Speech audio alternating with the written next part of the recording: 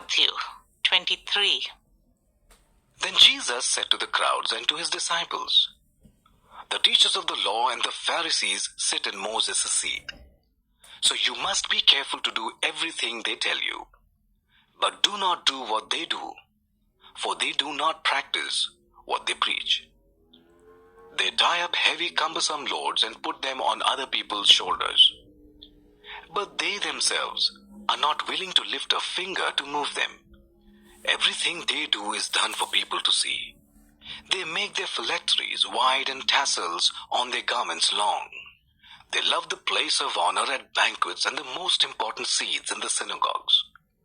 They love to be greeted with respect in the marketplaces and to be called rabbi by others.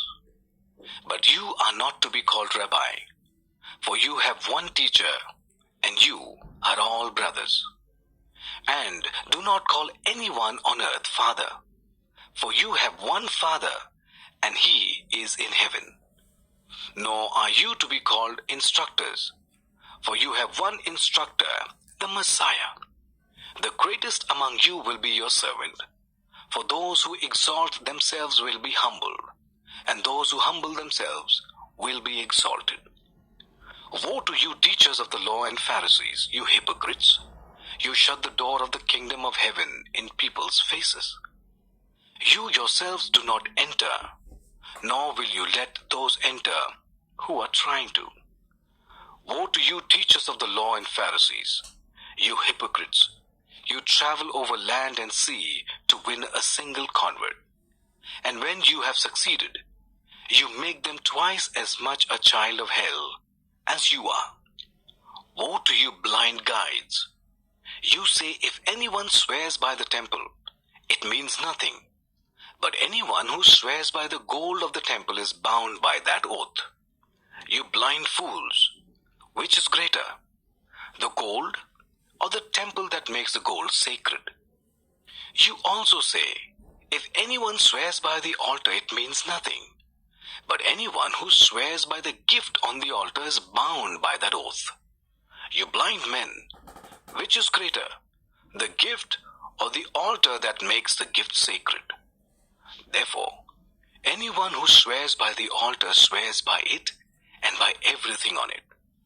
And anyone who swears by the temple swears by it and by the one who dwells in it. And anyone who swears by heaven swears by God's throne and by the one who sits on it. Woe to you, teachers of the law and Pharisees, you hypocrites! You give 1/10 of your spices, mint, dill, and cumin. But you have neglected the more important matters of the law, justice, mercy, and faithfulness. You should have practiced the latter without neglecting the former. You blind guides! You strain out a gnat, but swallow a camel. Woe to you, teachers of the law and Pharisees, you hypocrites! You clean the outside of the cup and dish, but inside they are full of greed and self-indulgence. Blind Pharisee! First clean the inside of the cup and dish, and then the outside also will be clean. Woe to you, teachers of the law and Pharisees, you hypocrites! You are like whitewashed tombs, which look beautiful on the outside, but on the inside are full of bones of the dead and everything unclean. In the same way, on the outside you appear to people as righteous, but on the inside you are full of hypocrisy and wickedness. Woe to you, teachers of the law and Pharisees, you hypocrites! You build tombs for the prophets and decorate the graves of the righteous. And you say, if we had lived in the days of our ancestors, we would not have taken part with them in shedding the blood of the prophets. So you testify against yourselves that you are the descendants of those who murdered the prophets. Go ahead then and complete what your ancestors started. You snakes, you brood of vipers! How will you escape being condemned to hell? Therefore I am sending you prophets and sages and teachers. Some of them you will kill and crucify.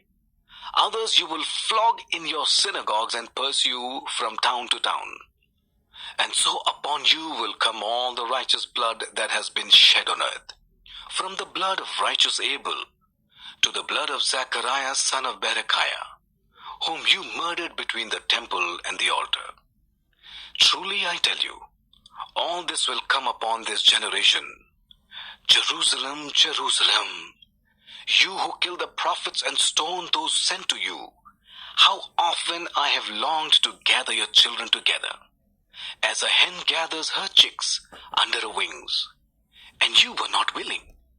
Look, your house is left to you desolate. For I tell you, you will not see me again until you say, Blessed is he who comes in the name of the Lord.